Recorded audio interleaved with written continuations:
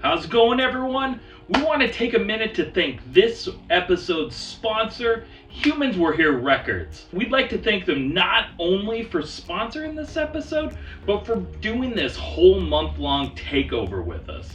Working with them behind the scenes has been such a wonderful experience.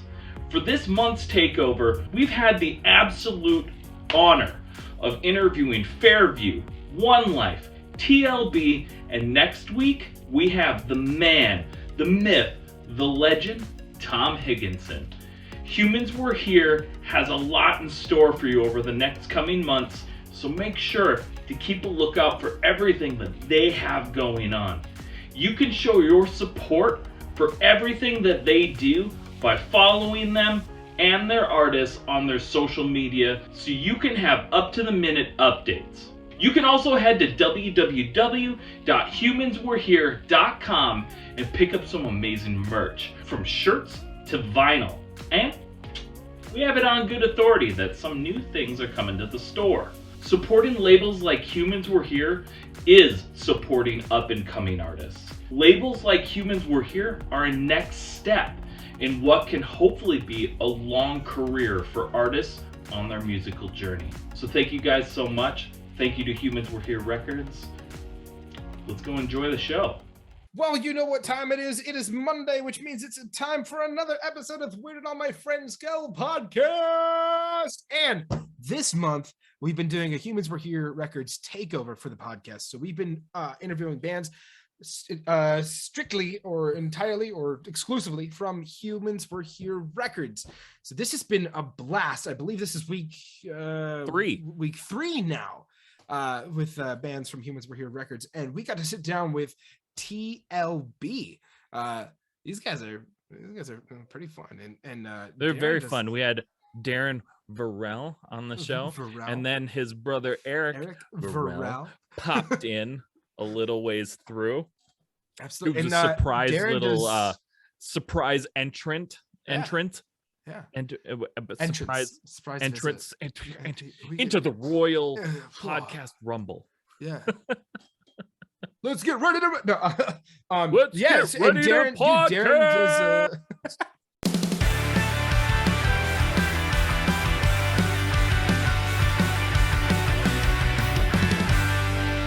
Welcome everybody to another episode Where Do All My Friends Go, podcast about life in the music industry. Today we have Darren Vorel on the show. Darren is a founding member of the band TLB.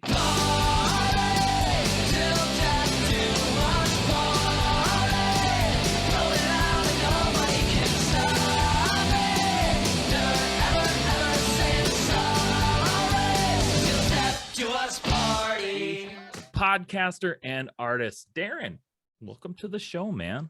Hey, Patrick. Hey, Bear. Thank you guys so much for having me. This is so cool. As we mentioned earlier when we were talking, I've listened to a few episodes and really excited to be here. So thank you. Well, since you listened to a few episodes, you know that I have some crazy antics and like to derail. So I'm ready for it. Nice. And for all those listening and watching, Bear's going through some stuff. I'm hitting a wall, man. But he's got some allergies hitting him like a ton of bricks, but you know, he's ready. He's ready to push. I'm ready. I stocked up on some vitamin C Welsh gummies. I just drank the rest of my water, but I have a shit ton of tissue too. I'm ready to freaking make this happen. You got it. Your boy is dedicated. Darren, TLB started in 2013. Since then has released a slew of singles and 2 albums. So we're going to do a little variation of the game Kiss, Marry, Kill here. So when looking back at your first album, I want you to pick a song that you love, one you'll play forever, and one you just have to get rid of. Oh, damn. Okay. One We'll Play Forever is totally fucked for you. I know. That's for sure. We'll Play Forever. And then I know my favorite is Cover Band. That's my favorite song. I think it encapsulates a lot of things I wanted to say at the time, and also I don't know, it's kind of one of those arrows straight through the heart. Absolutely. And one we can get rid of is probably I Can't Wait Till You Get Dead. Tom had a lot more of the writing credit on there. So sorry, Tom, about that. But it's just one of those. It is pretty cool live to play that one. But I could do without it.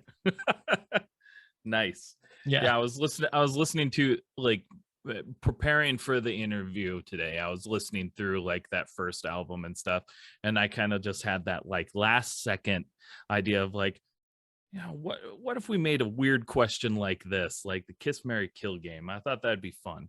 Well, I like it because it actually makes me think about the record a little bit. That's really fun for me. Mhm. Well, that's good, Bear. Boy, normally Bear's the big talker today. I know it's a problem. This is a problem. But I gotta say, you can't catch any allergies or anything like that through Zoom, right? So I mean, everybody's safe here. There's a way, Oh, is there? Apparently, Is there? You can catch crypto through Zoom too. Everything. Well, it's all digital now. I'm good with that when the market Catch is crypto? up. I don't mind catching crypto then, but yeah. I see what you did there. I like that. Everything's digital, so you can catch all the viruses. Your PC's gonna get sick. That's what I'm saying. Wow, Bear. That was like a good dad joke. I like that. I'm shooting blanks today. I'm just. Well, the thing about Bear watching from episode to episode, like I did to, kind of catch up on past episodes. The one thing I like about your show is that Bear seems to change his hair pretty often. That's true. Whether it's my hair on my head or on my beard, there's usually something different. Yeah, you keep it interesting for the audience. I like that. It's true. Well, I like being noticed. Thank you. You just stop it. Classic musician move right there. Classic. He actually shaved his beard off completely. So funny enough is I think once you get into a future episode, you'll see the fully shaved beard. Yeah. Gotcha. It'll be funny because it'll be like, oh, look, he shaved it again. No. But yeah, I told him, so when we're on So What Festival, I told him that he should shave it into a mustache. Yeah. And just keep like that mustache and long hair, and you'd look like a cowboy. Oh, totally. And he didn't like it, so he shaved it all off. I know it's weird when I shave like completely. I mean, that's how we came out of the womb, right? But like, what's up with like when we seem to age? We just want like more hair on our face for some reason. So that's actually completely opposite from me. I came out entirely hairy. Oh, I came out with a full head of hair and beard. Like gotcha. My mom was just like, "Whoa, Darren, I'm actually gonna like go off the rails here for a second, just because I noticed that you're wearing a Screeching Weasel shirt, and I really dig that. And I just was curious, did you know that they just released a new song? Of course, yes. Okay. I'm a big fan. It's so good. It's so good. The last record, Freaks of Atavism, right? Some Freaks of Atavism, I think is what it's called. That record kicks so much ass. That was one of the last shows I saw before the pandemic at the House of Blues in Chicago. And that show kicked ass. Huge fan of Ben Weasel and a huge fan of Screeching Weasel. I have been since I started playing punk rock. So thanks for noticing. Yeah, I wear it often. It's not necessary. Sometimes I get a little hate. I wore a Morrissey shirt out the other day, and I was surprised how much love I got on my Morrissey shirt. Because, a lot of times these days, what's punk rock is wearing shirts of like artists that people, deem possibly not worthy anymore, and Morrissey seems to be like that. Yeah, Morrissey fell from grace hard. That seems to be the status of him. But I love Morrissey, and I could give a shit what he says, as long as he's singing amazing songs. So I loved wearing that shirt out the other day, because sometimes you put it on and you think somebody's going to say something, but here in Los Angeles, everybody, literally, even the guy that was sitting on the street that was asking for change goes, hell yeah, Morrissey. And I was like, hell yeah, man. You know, Hell like yeah. it was great. And I think in Los Angeles, Maz has like definitely more positivity behind him than It's in funny, other though, places in the how world. you can like you can put on a band tee and like the decision like behind putting on a certain band tee is like, I'm choosing chaos today. Yeah. You know, Yeah. like Right. I'm I said- choosing violence. That's when I put on my Trapped shirt. No, Ah! I do not well, have Trapped. you know, and I mean, you know, the world has just gotten weirder and weirder as I've come through the ranks. But in 2011, I was at South by Southwest when the whole Screeching Weasel issue went down, and you know, nobody knew really what to do, what to say. You know, there was no conversation about that kind of stuff. Yeah, so now that you know that time has passed, you know, be able to hear some of Ben Weasel's thoughts on that, and I just love that he's continuing on. I love the music that they're making, and I have no problem wearing the shirt. I'm a big Screeching Weasel fan. Nice. I actually got into Screeching Weasel, which is going to be kind of funny, I think, for people listening. But like, I got into Screeching Weasel through Blink 182. They covered that one. Yeah. Don't turn out the girl, lights. Was it The Girl Next Door? same record, but right, Girl Next Door. Yep. And so that's how I was like, oh, this is great. And then I found out that Screeching Weasel did it, and I was like, well, shit, I really like Screeching Weasel. Yeah, I often tell Tom about that. I'm like, you know, we have to continue making records, because my favorite thing about Screeching Weasel is when I found you know, and discovered them, they had like 13 albums like that I could just go and dig up and listen to, because you know, I got into them, I don't know, at whatever point they maybe 95 or something when they put out Major Label Debut. And so at that point, you know, there was just a lot of material to comb through. And I think that's the best thing about finding a new band, is that, oh, holy shit, like I should have been listening a long time ago. These guys are great, and they have all this, you know, material. I'm going to be busy for the next year and a half listening to all of it. Absolutely. Especially like a lot of those older punk rock bands like Screeching Weasel, The Descendants, things like that. They just have so many albums to go back and that's listen like to. that's kind of actually something that we've talked to you like a smidge about on the podcast. Is we've talked about for up and coming bands and newer bands, what should we do? You know, how do you market yourselves? And right now Spotify is huge into, like, I mean, marketing singles is the, you know, easiest or most beneficial way of marketing. But I've also maintained strongly the idea of releasing an EP first and then doing a single route, because similar to what you're saying is you can release a single and have a lot of success with that single, but when people want to listen to more of your music, they have to wait now. And that's really hard to keep that attention. So even though we are trying to do a single you know, marketing campaign every, like, let's say you release a single every 3 months, so like once a quarter, you're always doing something as a marketing campaign. But what about those bands who are literally just starting out? Well, my advice has always been release 3 songs, 4 songs, 5 songs as an EP, throw it out on Spotify, and now you have a landing page. Now you have a way to get people to listen to you more. And then you also have a stepping off point from like where you started to grow. So now it's like we have, even if you recorded 7 songs, only release the first 5 and the other 2 as singles, you know, and then just keep working that direction.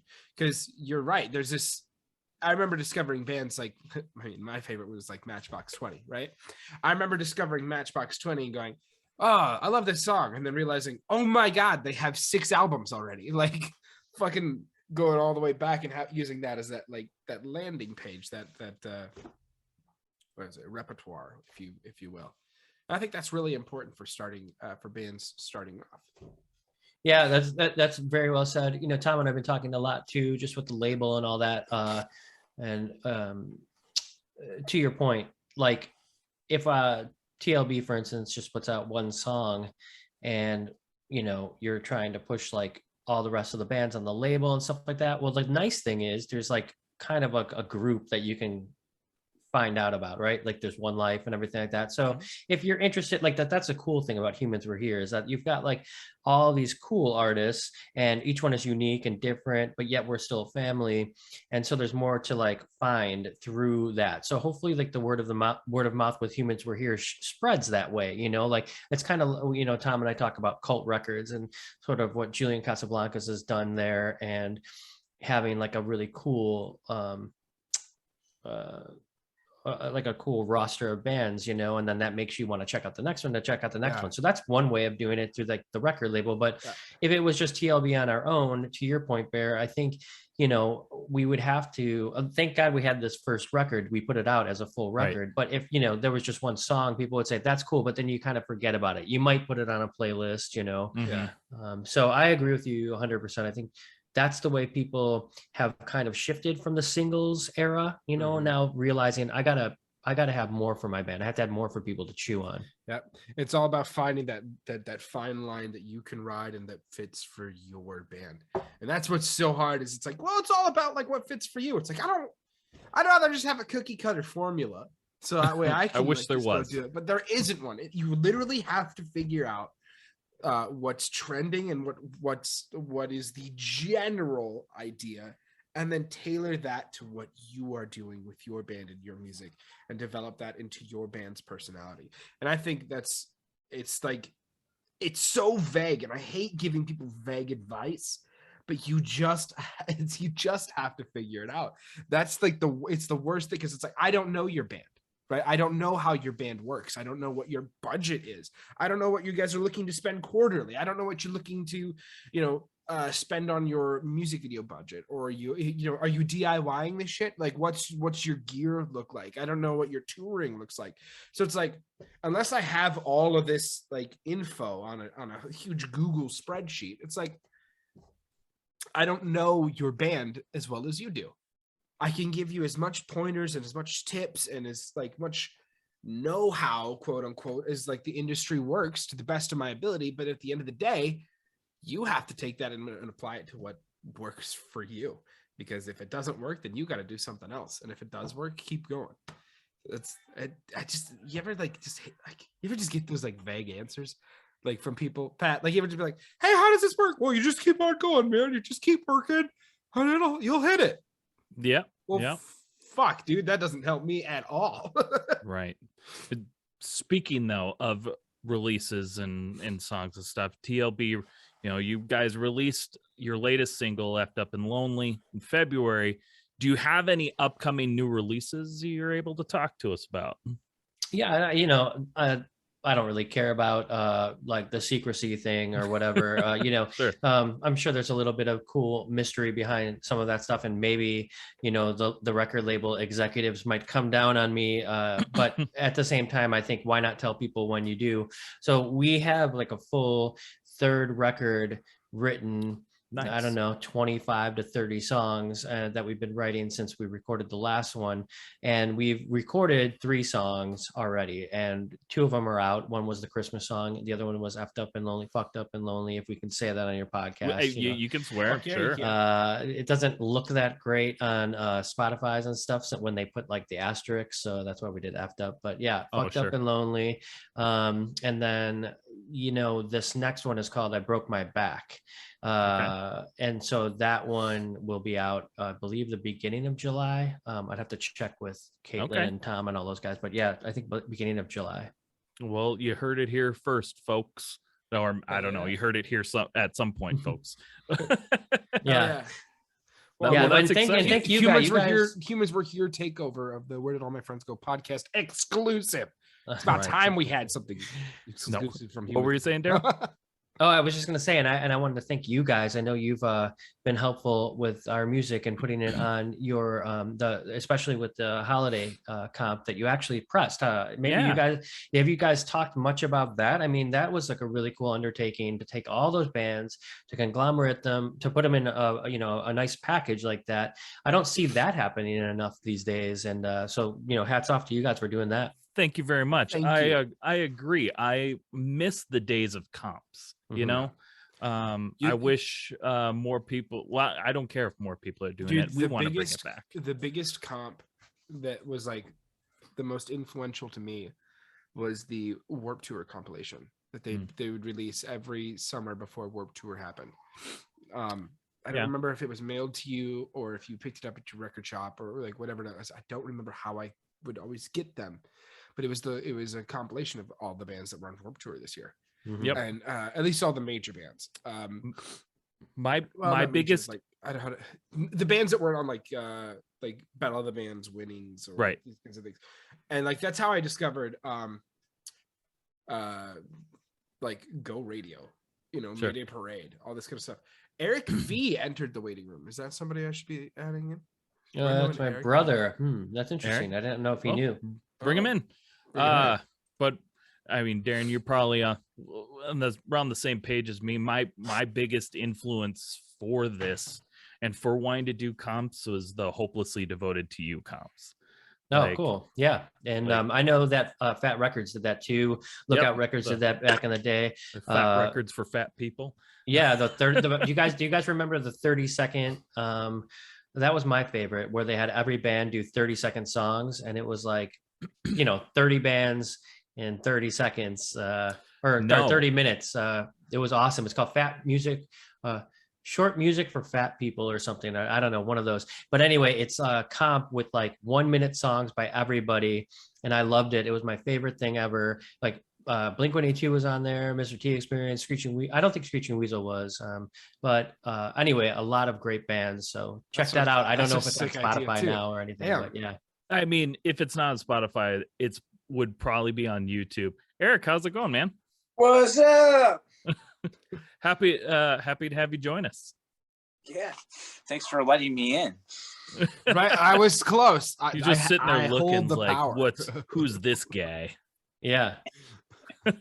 I told them not to let you in, but they did. So thanks for raining on my parade. Right. Do some fact checks here. Make sure you're. Gotcha. Yeah. Yeah. Okay. Well, there we go. Well, then this will be actually a perfect question for you to fact check and stuff then. So Darren, we've talked about your music since 2013, but your music career started much earlier than that. You were a member of the Carbona's Backdrop and the Scissors as well. Can you tell us a little bit about those earlier days in your punk rock journey? Yeah, for sure. The Carbonas was really TLB when we were 18. That was the first band that I was ever in, and Tom was my drummer at that point too. So Tom from Humans Were Here, Tom from Plain White Tees, he and I grew up together, and he was the drummer of my band. And then he quit that band to join the Plain White Tees. Turns out a really stupid move by him. And at that time we were kind of paralleling, where like he was on the road all the time, and I joined a band. Around that time, for about 2 years, Eric and I were in the band Backdrop that you mentioned. Yeah. And so we toured around with Pat's band. That's how we met Pat and One Life, those guys from One Life. And it was very incestuous. I'm not sure if your guys' scene back home was like that, but everybody started to like talk to each other, and all of a sudden this band would break up. So then Eric joined in One Life. So Eric is actually in One Life. And I ended up starting my own band called The Scissors. And we went on and did, we had a few lineup changes down the road, but we did stuff like played Warped Tour and toured not a ton, but toured enough to where we started getting a really good following. And then in around 2013, my girlfriend who was in the band left. And so that pretty much ended that band. And then we started TLB pretty much the same day that band broke up, because I had written all those songs for TLB based on the breakup really of that band and my relationship from the Scissors. Yeah. So that's really it in a nutshell. Nice. And I correct me if I'm wrong, but I saw that you did you released a new song with the Scissors in like 2020. Oh yeah. Right? So, the way that band ended, it was sort of not on my terms. I started that band and I wanted to finish it. So in 2019, I invited all the people who started it with me, which was really the people who ended up recording it was just me and my drummer. So I played all the instruments, and then he drummed on it. And we hadn't really performed together or done anything together in years. So in 2019, I had these songs that I wanted to make a concept record about my father passing away, and I wanted to kind of have it veiled in sort of like a, as that band was in the beginning, a sort of like a monster kind of scary way, and have it be more about the stages of grief. And so that record was recorded by Matt Allison, who recorded all of our earlier stuff, who you guys might know. He recorded like the Alkaline Trio stuff early, and he was really big in the Chicago scene and really important in the Chicago scene of building it and growing it. And so he and I have been friends for a long time, and he decided to do it with me. We recorded it in Tom Higginson's studio at his house. And that was like the biggest like catharsis for me to do that band again and do it on my terms. And then in 2020, we just released a sort of B-sides record through that. And so I always look at the Scissors as like, we're never really done. I can always do those songs when it's not something, because TLB, we know what it is, right? It's always going to be like breakup songs, fun, we're going to swear a lot. And so if I have other songs I want to do, I can always kind of release them through the Scissors. And so it's become that kind of a vessel for me. Nice. And now, Eric, is everything he said accurate? I think so. It's hard to keep track these days. Well, good fact checking. Good. Good job. Let's pull up the Google spreadsheet here to make sure that we have these verified. Right.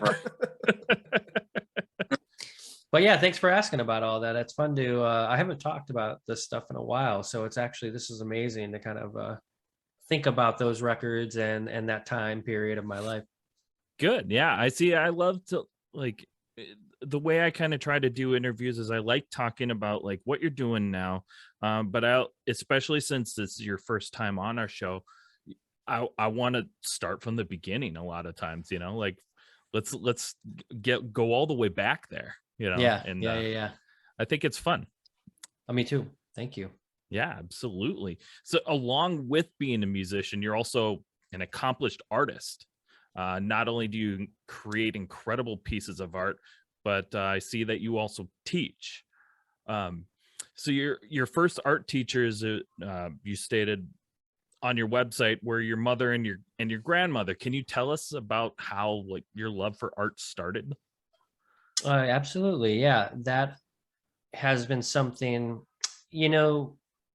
that gift is just something that I always had. I always was artistic. And I guess it came, through the line with my mom and my grandmother, because my grandmother painted all her life. She was always the one telling us, don't choose art as a profession because you're never going to make any money at it. And my mom kind of the same way, she growing up, she would be painting in the house all the time. And I took art classes and I loved it, right? I took photo classes and we would develop our own film in junior high. And then I would always I would fail math. I tell people in college, I failed math 3 times, and that's no joke. I had to actually forge, because I'm so good at graphic design and art, I forged my high school transcript so that I could get into a better position in college, which turned out to backfire on me because I was it was way too advanced for me. But it was you only have to take one class if you are in college, if you can use your transcripts and you got a B or better. And of course I got a D. So I was trying to screw the system there, but it backfired on me. And so yeah, I was always really bad at math and all those other things, but I'd ace art. And for so long I worked in advertising, and I thought, well, that's a way to make money and still do art. But I hate advertising. I hate that profession, and I think it's a terrible place to be. So I decided to get out of that and just do art for the rest of my life. And that's what I've been doing for the last year and a half, since the pandemic really did that for me, when it was okay, you have nothing else in your life anymore. You've lost it all. What are you going to do? And so that's where it led way to teaching. And so somehow people are crazy enough to take these classes with me, but we have a lot of fun, and it's a great way of connecting with folks who share these things, but don't have other people that they can talk to about it, which is kind of great about your podcast, right? Like, I don't really get to talk about music a lot with people. So it's great to be with you guys and to do that. And so that's kind of what our art classes are. And it's been a way to pay my bills, for the most part. I'm definitely living leaner than I ever have on art, but I feel like it's something that I'm good at, that I love to do. And after a recent health scare that I've had, I'm not going to live my life anymore doing anything that doesn't align with what I want to do. I did that for too long. I always had the backup. I always had this or that. So now it's art, and that's what I love to do. And I love to do music, and I don't see any other reason other than an empty bank account that I should switch to doing something else. So I have a question for Eric. Eric, are you the older or younger brother? I am the oldest. Oldest. Okay. So what's it like knowing that Darren was your mother's favorite? Wow. No, because like I have one of those. You know what I mean? Like I have a brother who's like really successful, right? And it's like, oh, great. We're in the spot here. We're in the same spot. Yeah. What? You're the favorite? Are you saying you're the favorite? No. You are. Oh, you following in your grandmother's footsteps. And I was gonna say, have you and Eric been talking off of camera? Because, like, I'm sure he's probably like, he's the favorite, and grill him about this. I like to stir the pot in ways that is just really stupid. You've seen the podcast, Yeah, Eric probably right now is probably calling my mom. Wait, hold on. Darren the favorite? Which one's the? Do you have another brother? Like, is there a middle child? No, we have two sisters though. My sister Jacqueline and my sister Lisa. Lisa's the oldest, then Eric, then me, then my sister Jacqueline. Okay, so you guys are actually both like the middle children. Yeah, that's true. Yeah. Uh-huh. Yeah. So we haven't seen each other in about a year in person, in about a year and a month or so. But he's the one who helped me move out to LA, which is where I currently am. He's in Chicago. I'm in LA. Okay. So. Hell yeah. Yeah. So let's talk about that for a minute. How does that work on the band dynamic with you guys? When I was younger, I used to think, and especially in the Scissors, my old band that we talked about, I would always be like, you've got to be in the same spot. We have to practice every week, blah, blah, blah. Turns out that's totally bullshit. And that's like all this stuff that you just like can't figure out when you're a younger band, right? Like just talking about bands and what they do. You really don't, especially these days, right? Of course, like everything's voice memos when you're writing and stuff like that. Yeah. But there is something to be said about being in the same room. So I did talk about Tom and I having like 30 songs or whatever that we've bounced back and forth. But the next step is let's get in a room together, so we can do it pretty far away. We're not like an actively touring band all the time. But even so, we're 4-chord band, like three to 4-chord band. I mean, we don't need much practice. I don't have to practice at all. Yeah. He does for One Life. One Life's a little bit more intricate, but for our TLB, yeah. Yeah. I mean, for One Life especially, we talked to them for the episode this week, and then they're like that music, that Wales. I'm excited to hear the new stuff. Yeah, Pat wanted me to let you know that he's got more than like 40 fans. No, he said more than 60. Okay, more than 60. Whatever. That was such a such a funny moment, though. Yeah, made it cry manhood. I loved it. Oh my gosh! You know what? A little humility will teach him. It'll be good for him. Right. Yeah. And I remember Bear's like, "Well, man, when we used to play shows, I would be lucky to get 60 people. That's actually really good, Yeah, I'm stoked if I get 60 people out to a show. Holy crap! Oh my god, totally. It's so hard in Madison, dude. It's Yeah. so fucking hard. So you're in Madison, Wisconsin, did you say? Yeah. That's I'm pretty sure that's where Ben Weasel lives now. Oh, really? You guys could play with Screechy Weasel, maybe. Shit, let's hit him up. Yeah, so Bear is in Madison, Wisconsin. And I'm way up north in Duluth, Minnesota. Oh, okay. Yeah. I remember you talking about Duluth. Yeah. Yeah. On that Yeah, no, episode. Madison for some, like, don't get me wrong, like I love playing Madison, and when it turns up, it like when it shows up, it shows the fuck up. But like when my old band would go on tour, we'd have no issue pulling anywhere from 100 to 250 per show outside of the state. And then we play a hometown show, no one gives a fuck. Yeah.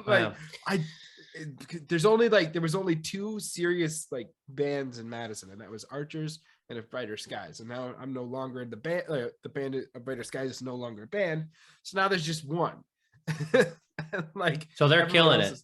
They're doing pretty well for themselves, but like everything else is like cover bands or like local bands, and local bands are great, but like I still love going to watch some of these bands, but they're not like taking it as a career. You know, they're having fun playing music, which honestly I wish I did the same thing at this point. But like, how do I put this? There are bands out there that are playing because they can have fun playing music, and that's really awesome. And then there are bands out there that are grinding and pushing hard because they want it to be a career. Both are great, but there's a distinct difference between the two. And it was my band and then Archers who were the ones trying to make it a career. And now it's just Archers, and they're doing great for themselves. But yeah, it's just really hard to get people to show up in Madison because of the amount of like bar like 9 to midnight cover bands, if that makes any sense. Like, yeah, they cover like 80s and 60s and 70s, and yeah, you know, it's like a little different in Chicago when we were coming in and playing, you know, because you'd have some of that, but then, you know, the next block would have a big act playing, and then the next block over here is another local, you know, showcase. So it was like just oversaturated. So like a lot of things in Chicago happen to be, holy shit, let's not book it on Riot Fest weekend. Let's not book it on, you know, all this stuff. And that, you know what, and that's, I don't know if I want to say it's a newer, but it's definitely within the last 6-7 years, newer of a mindset is oversaturating your market. That never used to be the idea. It always used to be play as many shows as you could, get on the road as quick as you can, go, always play, always be playing. And then that worked for a long time. And then now with more bands that are just popping up out of the woodwork, people's attention span is so short that like if you play in Madison week 1 and then 2 weeks later you're back in Madison, nobody actually really cares. You have to limit it, because it's like, if I want everyone who can to show up, I'm not going to play another date in Madison for 3 months. Wow. I Yeah, know. it used to be, don't play anything 2 weeks around your show date. Yeah, it's crazy. Now I see it in like I actually had it in contracts to help ensure like the how do I say this? To help ensure the people through the door. We would have it in like booking contracts that like the bands that we were playing with, if they were serious, didn't have any concerts within a month of that date. It's like, you cannot play within a month of that date or else you can't be on the show. Otherwise, you know, they'd be like, hey, we're playing tomorrow at the whatever bar, or, you know, and then I can understand like that to a point. It's like, what show do you choose to promote? So that's like that fine line, because it's like, one, you don't want to alienate anybody, because that's the last thing that that's the last thing you should be doing in a band, is alienate anybody. Because no, you're not that good. Sit the fuck down. Shut up. You know, like you're just, it'll never be that good. But on the other hand, you're like, I also need to make sure that I'm doing this right and smart and making sure it's an actual career step, booking this show. So like when A Brighter Skies and Archers would have that that once in a blue moon where we overlapped and we ended up playing the same show, packed out shows every time, because we both ran the bands the very similar way. We wouldn't have shows 3 months in Madison in that date. The bands on the bill wouldn't have a show 1 month in Madison on that date, and then everybody put like their resources and everything into promoting that one show, and would always pop off every single time. So okay, where is the Bear book? I need to buy the Bear book of starting a band. I mean, I think this is good advice for people. I mean, like, I'll get right in that bitch. You guys can sell it through your website. I've noticed you've sold some pretty kick-ass merch over there. Well, thank you. If I may plug your wesite, you guys do have some cool shirts and stuff like that for sale. Yeah. Yeah, you could. I mean, you could stay. Feel free to plug away. Yeah, plug it as much as you want. Yeah. Yeah. So, before we get moving on to our next segment here, if you could give our listeners a piece of advice that you know now that you wish you had known when you had first started out, what would that be? And Eric, you better answer this too. Well, Eric, why don't you answer first? Fuck. No, you go first. Eric's just likes to sit there and look pretty, right? He's doing a great job at that. The first thing that comes to mind,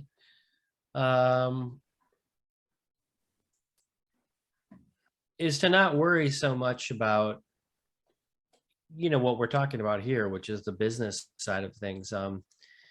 Everybody feels like they've got to, Bear, you were talking earlier about following trends, and I think that that's the worst thing that you can do. I feel like that's the worst thing that any artist can do.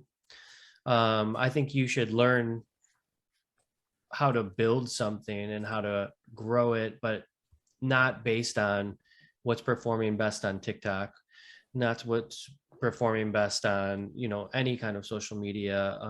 Those are all tools. I always look at those as tools. What you're creating as an artist is something very important, and it should be fun. It should be something that says something. You should maybe reflect the times you're living in, and make it cool. And that's how you as an artist are unique. Now, all the other stuff, those are tools to use to promote those things that you made. But I think that's where you got to start. And I think a lot of people get lost in the things that we were talking about earlier, like the TikToks and the, Spotify's, and things like that are just great tools that we have at our fingertips. But first things first, like, create something nobody's done before. Tom and I went and see at Coachella the 100 Gex, I think they're called. It's like his favorite. Yeah, it's like his favorite band. And he, whenever there's something cool, he's always like really like into it and tries to get me really into it. And I am really into them. And it was like something I had never seen before when I saw them play. And I thought, this is why they're popular, because this is like something no one's ever seen before. And it's interesting and it's cool. And now everything else comes with it, right? Like all of the followers, all of the excitement. I'm not saying that you don't have to have a good business model, because of course you do. But first things first, write a good song. Yeah. Right. That was I've watched this biography of Johnny Resnick. I think that's how you pronounce his last name. I will always never know how to pronounce his last name. Goo Goo Dolls guy, Goo Goo right? Dolls. Yep. Mm-hmm. Where he was talking about. Hold on one second here. Oh, so while he's talking to his kid, Eric, what do you think? What do you got for a piece of advice? Oh shit! Don't give a fuck. Just do it. Well, no, I mean, like, I think, like, yeah, what I mean by that is, just like the whole spirit of when you first put a guitar in your hand and you wanted to like write a song, and how exciting that was, and the energy that, like, and just what it felt like you came alive, I think as you got lost that, and we lose that. And like, I think you start when you start trying is when it starts going wrong. And like, I feel like it's in you and it's inevitable if you pick up a guitar or whatever and you play in a band, or you want to play in a band, like, as long as you're serious about it, it'll go as far as you want it to go. If you like kind of like what you guys were talking about with the One Life podcast. You know, it's like shit it off the pot. It's like if you want this for your entire life, that can come in many different forms. It doesn't have to be famous. Absolutely. With money, you could take, you don't, maybe you're not even the performer, you know. But yeah, so I would say like don't give a shit, and like literally like, you know, just make a decision. Do you want to be a musician, or do you just, you know, want to do it for fun? Yeah, absolutely. So the cliff note says, "Be original and don't give a shit." And don't give a shit. And that was one of my what I was going to say with the whole Johnny Resnick thing is like before he wrote Iris, you know, he had a couple other hits, and he was being he was being hired to write songs for different production companies like Disney or DreamWorks, all these kinds of things. And he was he ended up getting into a huge rut because all that he could think about was, how do I write the next hit? How do I write the next hit? How do I keep, you know, writing the next most famous song or most popular song? And he was put himself under so much pressure to write the next something so popular that he like fell into depression, and he just like ended up not being able to write anything. And then I can't remember what happened, if he had like a family member pass or whatever it was, but when he sat down and wrote Iris, which is arguably their most popular Goo Goo Dolls song, he wasn't writing it to write a hit. He was writing it because he wanted to. He was just, nope, this isn't for anybody else, this is for me. And you know, that ultimately became one of their most popular songs, just because of how much raw emotion and intention was behind that song. And I think too often we get caught up in trying to do what's best and what's next, that we forget Eric's point. Just fuck it, do it. Just if you want to do it, just do it. Yeah, just do it because you want to do it. Don't worry about what it's supposed to do. If you want to do it, just fucking do it. Yeah, I think that's the thing about TLB that's so great. Just to kind of wrap a bow around it. Very well said, Bear. And I believe that, you know, both records are very much what we just talked about here, because we had been in bands. Tom's been doing the Plain White Tees now for over 20 years. And I had, you know, like we mentioned, a few bands before this, and Eric as well. So when we came together, the songs were written, all of the songs on the first record were written with no thought at all. It was just emotions and what I was thinking about at the time. And I was going through a bad breakup. So I just wrote down what I was feeling. And it became that first record, which I think is like solidified as the best record I'll probably ever have been on, because I also had two other guys that felt the exact same way. We just kind of found the right moment to converge and say, right, like, let's be unique and be creative and fuck it. Absolutely. Yeah. All right. And with that, we're going to take a quick break, and we'll be right back with our next segment. Did you guys know that we have a playlist on Spotify for up-and-coming new bands? Well, we do. It's called the Unsigned Pop Punk Playlist. We update it bi-weekly for up-and-coming bands. There's 45 new tracks on there every other week. Go give it a follow on Spotify. Save it, share it. We want to help you discover your favorite new band, and also discover new bands in your area that you can go out and see for as little as $5 for a show. So give the playlist a follow on Spotify at Unsigned Pop Punk. It's as easy as that. And we're back with Darren and Eric Vorel of TLB. Guys, once again, we want to thank you guys for being on the show. Well, and Eric of One Life. Of One Life. He is in One Life too. And we just had One Life on last week. So this week, currently. Well, last week. Last week. Yep. Well, this last episode, it's the one before this one. So you just when you're done with this one, just keep listening. It'll take you to the next one. And I heard it. One Life. Yeah, you went too. What was that? I heard it was snowing when you guys were doing it too. Oh, yes, and it wasn't like in winter or anything. No, it was just sucks a in Duluth. random snow.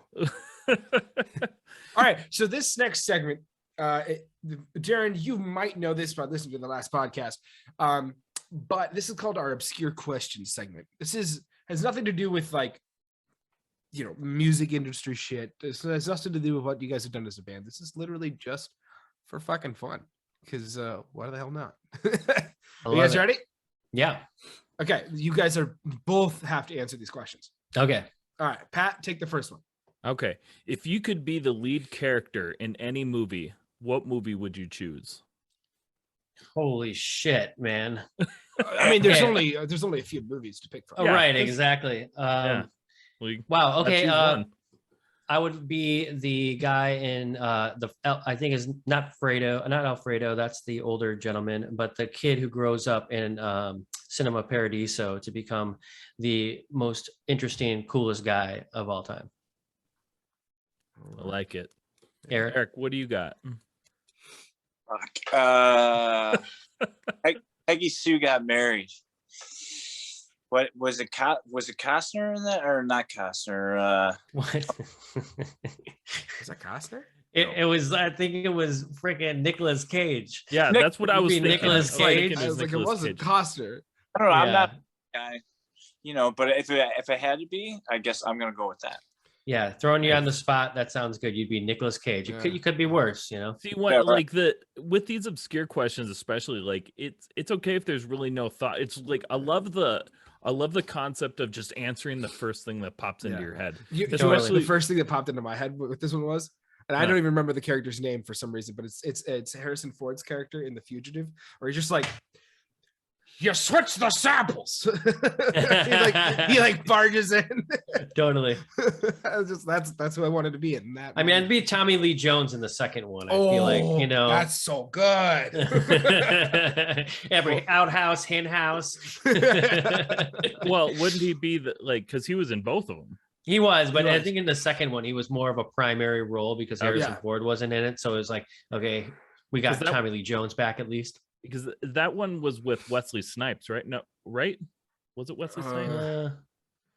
For Wow, the I can only second one, remember Tommy Lee Jones. I don't think that was him. I don't know. I Maybe can't was. think of I'd it have to go- offhand. I'd have to go look back.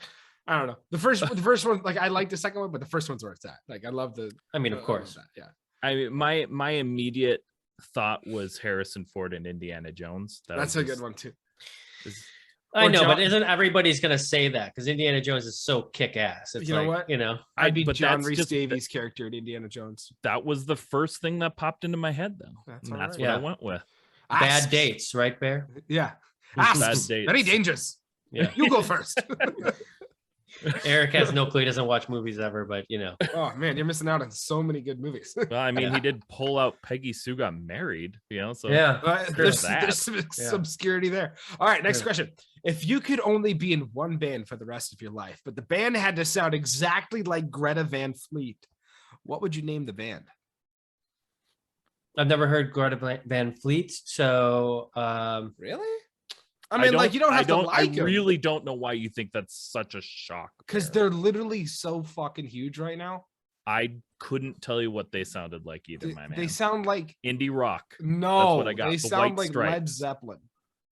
oh, you know what? I did see them on like Saturday Night Live. Like I want to say Yeah. like 2 years ago. Or They're something like that that. rock. They're like that classic rock band, but they're Yeah, they were rock. wearing bell bottoms, so that's how I kind Yeah. of remember. Yeah. Okay, Yeah. cool. So like they have so I'm sorry, your question one more time is So like, it'd have you to can only be sound in like one that? band for the rest of your life, but it has to sound exactly like Greta Van Fleet. What would you name the band?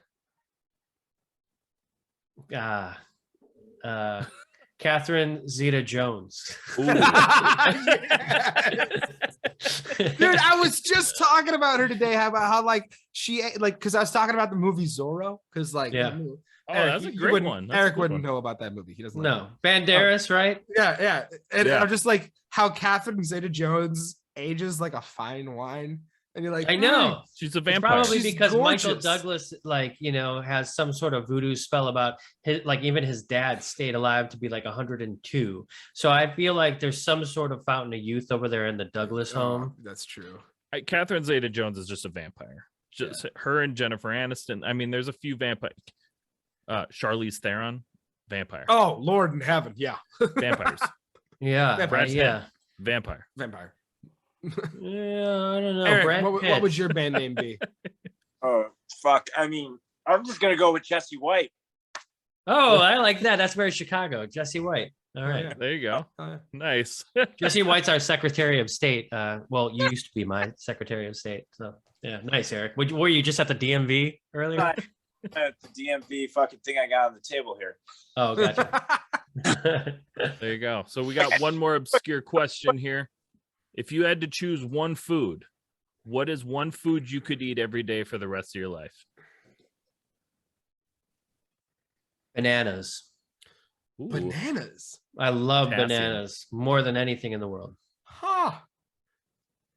I like Yeah. it. Well, okay. Potassium. I'm the That kind of could- guy who that like would caught me juices off and guard. shit too. So like, Yeah. that might say a lot about Yeah, me you can picking totally bananas. juice a banana. If Well, you can't juice a tell- banana, but that's why it's my only like solid food of the day. I was gonna say, if you can't tell, I would say Baron me will probably pick like pizza and tacos. Tacos. Both kick-ass foods. There's nothing wrong I was with that. thinking tacos because not only do you, I like was okay, thinking tacos. I was thinking tacos. I was thinking pizza. It was my first thought, but I was like, no, look, there's only so much you can do with pizza. But with tacos, you can do so much, and they could you can literally make anything into a taco. You can have a cheeseburger. That's true. Taco. That's You know true. what I mean? Like, Yeah. I mean, like, I don't like you can have a pizza Eric. taco if you want. What's your food? Fucking sausage. Sausage. Wait, Another Chicago- another Chicago fucking answer. sausage or just sausage? Yeah. Sausage. Sausage. Yeah, Sausage. that sounds about right. I was in Yeah. Chicago. I was in Chicago fucking last Monday. So sausage. What You were get you some doing sausage? out there? I was out in Chicago working. Okay. Yeah, I was like, oh. He was trying to get more than 60 fans for Pat. He was out there handing out flyers. I was He one going old life school. street team. Oh, there you go. There you were there for a street team. meeting. Honestly, I get like it. he just needs the support. He didn't seem like he was doing too well. His band hasn't been going anywhere. Honestly, Gotcha. Just handing out Pat, I hope you flyers. listen to this episode. You fuck no. I told Pat today, I texted him, I said, hey, it actually made me miss you guys more. It was nice to hear you. It actually sounded like you guys weren't hating on each other, because you guys grazed that topic, but literally, and I'm not joking about this is a real talk. Pat and Ryan would leave stage the third song in multiple times because they'd be fighting on stage. It was like the most bizarre, awkward shit that ever happened in our scene. Is that these two, they were just known for hating each other. And I can't believe like they were getting along so well yesterday. It was Dude, or all I'm that saying is episode. like you said it earlier. You have to find that one thing that makes you unique. yeah. And it's there. That It's- fight was, I still remember it to this day. They were And epic that's fights why on you're still a stage. One Life fan. I Right, don't know. I right. don't know what else to tell you. One You'll Life, never- keep it up. Never forget True. that. Just Yeah. as long as y'all aren't like, is anybody, this is my biggest pet peeve. Anybody spilling any drink by any gear ever. Yeah. I had a beer fall in my Mesa dual rectifier one time, and I would that was sue. costly. That was costly. I would sue that what? person. Yeah. Yeah. You will pay me my money. Like, Oh. I literally saw a dude like so drunk on stage. Local band. He was just so drunk on stage. He fell backwards, knocking his cab and his amp over and spilling his beer that was on his cab. And instead of like falling backwards, like if this is the cab and the amp, the beer's here. As it falls, this falls forward. So it like stacks forward and like goes right into the amp. Oh man, it gives me nightmares just hearing it. I'm like, and from that day, I was like, I don't want anybody drunk ever on the stage. You can drink after. You're allowed to drink after, but not before. Yeah, try telling yourself that when you're 22 playing in a band. That's a Oh, tough we thing were. to tell your, We you know, were. yeah. I literally It's was like, part if you of the can't get punk rock journey, Bear. I'm Yeah. sorry. Go. No, not when I own all the gear. Grow up. Like, Oh wait, you're too grown up. Stop it. I know. Stop I was growing like, up. Yeah. like, you guys, and they were fine with it. Like, we were never really huge drinkers, but I was like, please, you can drink all you want. I don't care. Just after the show, like after, because if you like, you are, I was like, you are paying for it if it breaks, and it's Yeah. not cheap. So the responsibility is totally up to you. Oh, I get it. Yeah, no, not fun, especially when you're the person who owns all of the stuff. But thank God those days are over. We, there's COVID. We've had 2 years off from spilling beers in our equipment. We're I good. know. Now I'm just worried about it. Like, you can't see it, but I have my my big studio desk. Yeah, here. I'm like, I no just drinks on put this desk. mine up in the front, like, just near the monitor, because like Yeah. on the side of it. on the You know, side if of it mine. if it falls, it goes off of the stage. That's fine. Yeah, Yeah, absolutely. somebody else will drink it in the crowd. They'll be happy. You got a free And beer that's out fine. of it. And that's fine. All right. Okay. Now we're going to move on to our final segment, which is a rapid fire question segment. You're just going to speak from the heart You're gonna shoot from the hip. Whatever the first thing you think of, that's your answer. And you Ready. both are answering this again. Yes, both. Yeah. First question: Coke or Pepsi? Coke. Pepsi. Well, it's gonna be a fight. This is already RC turning Cola. out RC Cola, if we can Dude, choose that. RC Cola is. You can. You Yo. know what? If you think of something that's like on par but Okay. better, get it. I think Oh, you RC guys know Cola is RC better. Cola then, Oh, right? yeah. I thought. Oh, maybe yeah, that was I know only a RC Chicago Cola. thing. Maybe it's a Midwest thing, so that's good. It's Yeah. Midwest. I'm pretty sure. Gotcha. Star Wars or Star Trek? Star Wars. Yeah, Star Wars. All right. Mario or Luigi? Mario. Mario. I was All gonna right. say, if one of you said Luigi, I was like, somebody Yeah, was brothers. clear, too. Yeah. So I have faith in you that you got this, because if you don't have this question, I have to do it, and I have faith in you. Are you able to sing us the Bagel Bites jingle? No. Fuck, no way. No? Do you not remember? Do you remember Bagel Bites? I can do the one for the cat litter. Meow meow meow meow meow meow meow meow meow meow meow meow. I can do that. Honestly, Okay. worth it, Pat. You don't have to do it. Worth it. Eric, do you have a jingle that you can sing? No, for us? Pat, come on, go ahead. I want to hear Pat. I Okay. gotta hear it. I gotta hear it. Pizza in the morning, pizza in the evening, pizza at supper time. When pizza's on a bagel, you can eat pizza anytime. Damn, that's true too. Actually, isn't it? It is. If Yeah. you put it on a bagel, it's now breakfast food. It's So, breakfast. Very good. I enjoyed that very much. you're welcome. That's Well, the maybe thing. we should do a That's- comp that's with like- like all of us jingles, doing like jingles. That'd be good. We could do a new unsigned pop punk jingles comp. We could. Yeah, that's That'd be great. pretty cool. Well, either way, you guys figure it out, and I'm there. I'm there for any of that. stuff. The I whole love thing it. is if the guest Well, doesn't know. So the- TLB is going to do the Meow Mix one then. Yep. Yeah, of course. Yeah. I mean, can't you just rip my audio from this? And Yeah. put it Oh, out? you'd like that, wouldn't you? I already did the work, guys. Come on. Come on. Right, like that. Okay, we got 3 left here. Okay. Gwen Stefani or Haley Williams? Gwen Stefani. I gotta say Haley. Okay. I saw Both- Haley with Billie Eilish at Coachella, Yes. and she was Yeah. kick ass. She was Haley- kick ass. I mean, let's be real. Gwen Stefani, Haley Williams, it doesn't matter. They're both incredible. No so, shit. Both incredible. You know, One uh, is just you know, the I Haley, want- it's like Gwen Stefani is the Haley Williams of her generation, and vice versa. Right. True. And I mean, I want to see a Gwen Stefani, like, knowing her that she knew Bradley Noel and Sublime and sang with Bradley Noel. Like, that's got my vote all the time. Right. That's true. That's true. okay, 2 left. Hard shell or soft shell tacos? Hard shell. Shit, both.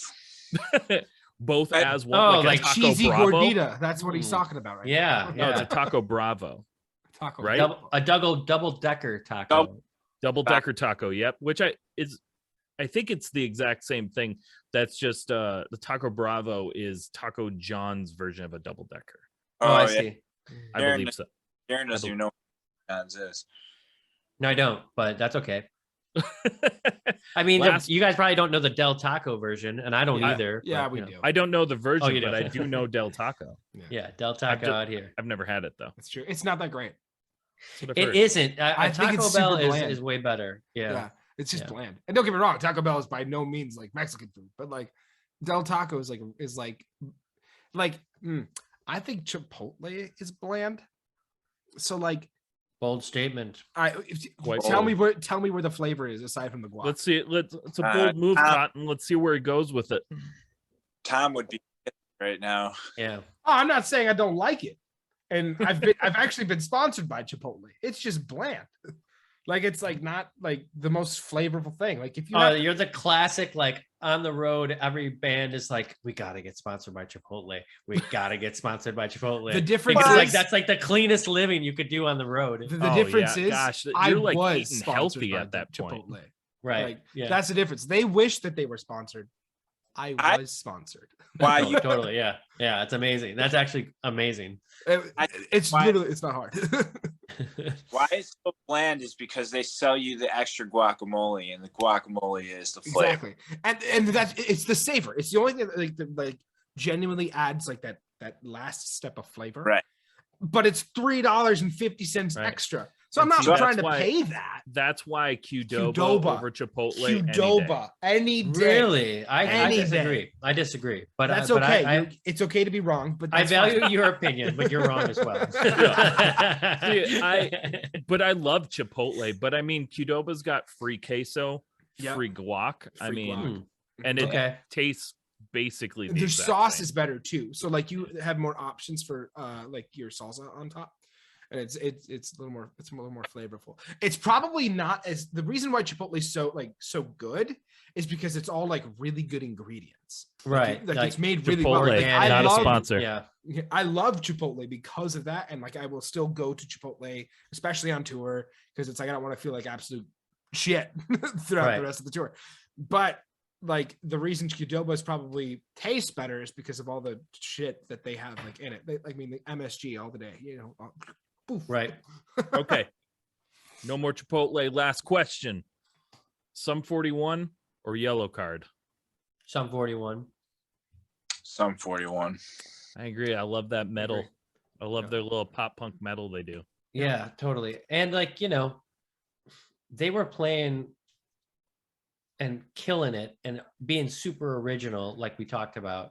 But I guess both bands are, right? I mean, Yellow Yeah, Card's got they were that, both like, definitely like innovators. Yep. They Right. both paved a way for a different for a new generation of the music Mhm. that they made. Like they set the foundation, and a lot of bands worked off the shoulders of that foundation. That's very true. Yeah, and that goes with what we're talking about again, to tie that bow again, original bands and, you know, having staying power. I think both bands kind of play intermittently. I think Yellow Card. So Yellow Card is over with. Is over, No, but they'll probably Yellow Card's do- coming No, back to didn't- Riot Fest. They're I was coming gonna back for say- Riot Fest.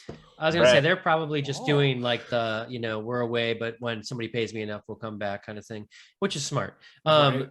But Sum 41 is currently on tour. They're- yeah, Like they're they currently were just touring. at So What Fest.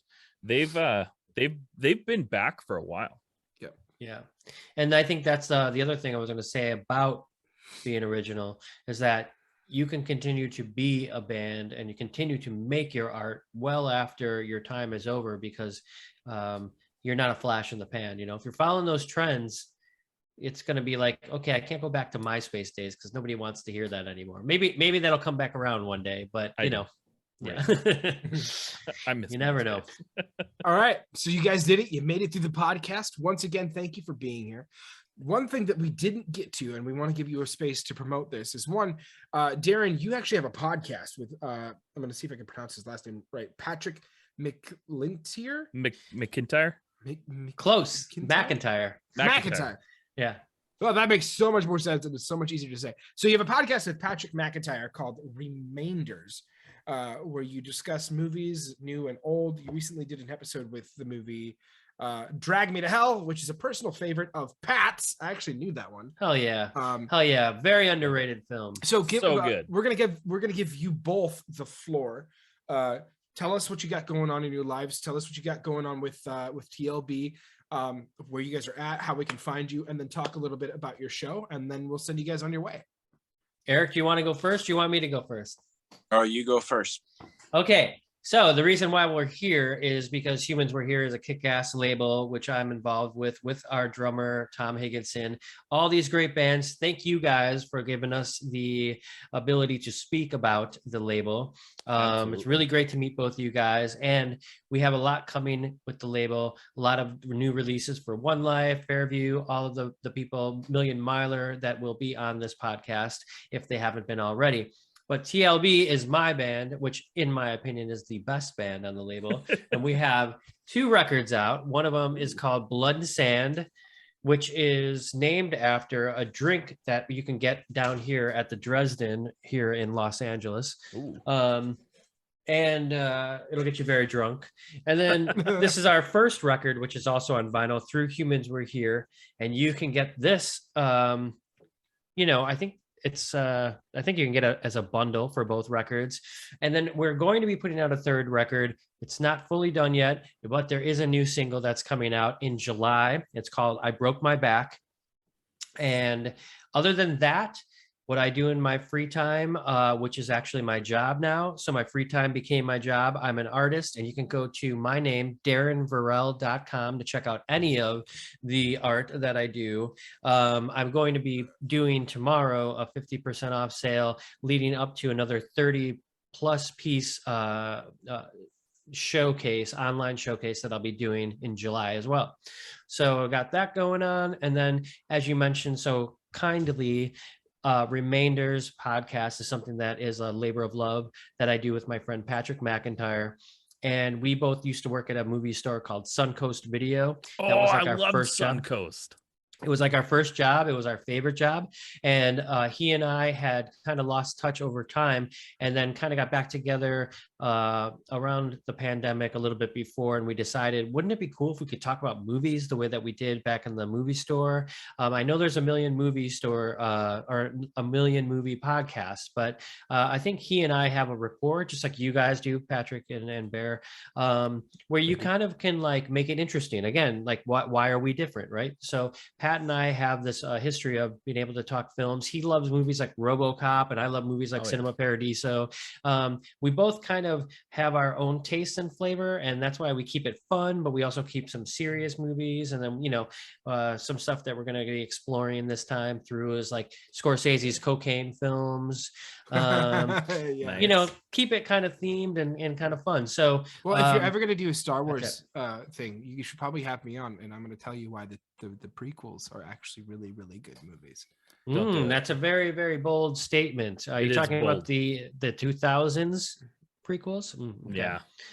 Yeah. I mean, maybe if we could take the CGI out of that, maybe. Oh, shush up. Keep the CGI. You do know Lucasfilm and like the whole like LucasArts like basically created CGI, right? Of course, yes. So screw George Lucas for wanting to use his own technology. Yeah. I mean, but he could have done it well. That's the problem. And I think, you know, I love this. This is making me so happy. So it's not just me tearing him down. You could have done it well. I love it. I mean, I'm not the guy who shits on Jar Jar Binks, though. I will tell you that I don't mind Jar Jar Binks. Okay, so we got that. I didn't hate that. I think everyone knows the flaws in both the original trilogy and the prequel trilogy. Everyone knows the flaws. It's about how you either accept it or look past those to actually see what the storytelling is. True. Yeah. And if you go down to it and get the basics of it, he's really just telling everything that Akira Kurosawa did in Seven Samurai. It's like when you go down to the story, go watch Seven Samurai. There is nothing new under the sun.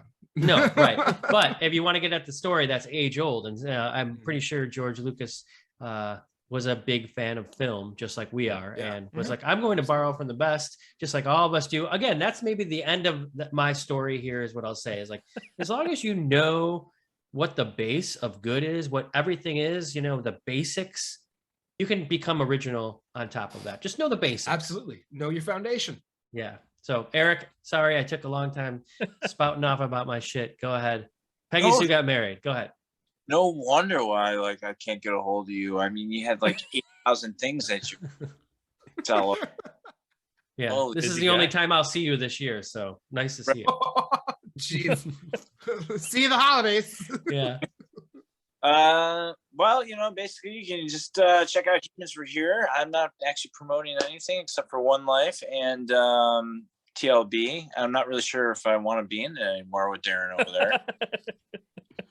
Also, are we just gonna breeze over the fact that like Pat and I have been calling you Vorel and it's Vorel? Yeah, I mean it's fine. Like, you didn't want to. You can call it whatever. Yeah, most people do. I don't know. And how did you figure out the right pronunciation? You said it. Did I? You said it. Okay. Yeah, you like, said and it. I was like, the funny thing is like.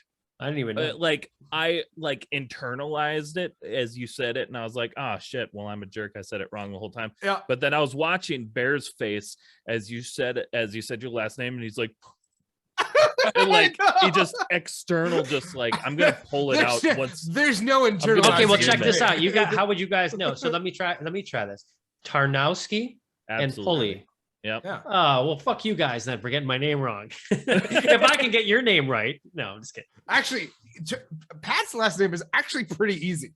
Like it looks complicated, but it's just Tarnowski. Like the way you it is three you sound it out. completely separate words, tar, now, and ski. So it's again, it's fine. It's the same thing as a pulley. Like it's fine when you're meeting somebody for the first time. How the hell are you supposed to know? Well, I mean, if you're talking about phonetical diction, right? If you're talking about like the phonics, let's talk about phonics, right? Hooked on phonics. I was hooked on phonics. You have vowel, consonant, vowel, which technically means it should be Vorel. Mm-hmm. Okay. Well, why didn't you think about that? Right. What's your excuse then? What took so long for you to figure it out? Because there's also no like little like dash thing. So because you Vorel. said Vorel, and I Mhm. said Vorel. Well, now the Or best thing is Vorel. that nobody's going to get it wrong. All the people who watch this are going to always say Absolutely. that damn Vorel, those damn Vorel brothers, and they'll know how to say it now. I don't know how to say it. Yeah. Right, and the other one's very bright and does a lot of things. and it is his mom's then there's favorite. one in One Life. Yeah.